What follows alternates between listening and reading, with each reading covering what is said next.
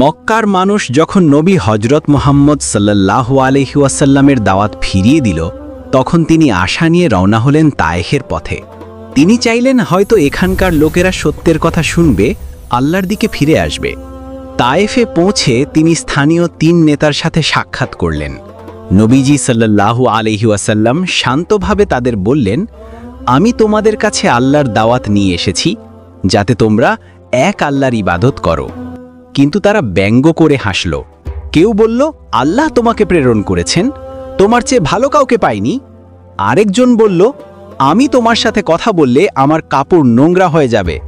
তারা শুধু প্রত্যাখ্যানই করল না, বরং শহরের বালকদের, দাসদের ও মূর্খ লোকদের উস্কে দিল, এই লোকটাকে শহর থেকে বের করে দাও। তারা দুপাশে দাঁড়িয়ে নবীজি সাল্লাল্লাহু আলাইহি ওয়াসাল্লামের দিকে পাথর ছুঁড়তে লাগল। নবীজির পা ও শরীর থেকে রক্ত ঝরছিল, জুতা ভিজে গিয়েছিল রক্তে। তিনি হাঁটতে হাঁটতে এক বাগানে আশ্রয় নিলেন। এটি ছিল উতবা ও সায়বা, উমাইয়ার 2 ভাইয়ের বাগান।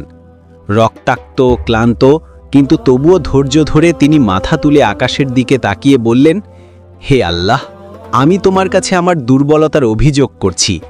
আমার শক্তি কমে গেছে, মানুষ আমাকে তুচ্ছ করেছে। হে দয়ালু, তুমি কি আমাকে তাদের হাতে ছেড়ে দেবে?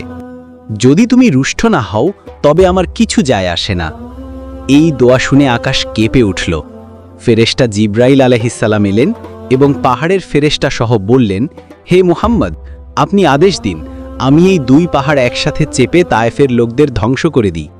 কিন্তু নবীজি সাল্লাল্লাহু আলাইহি ওয়াসাল্লামের হৃদয় ছিল দয়ার সমুদ্র।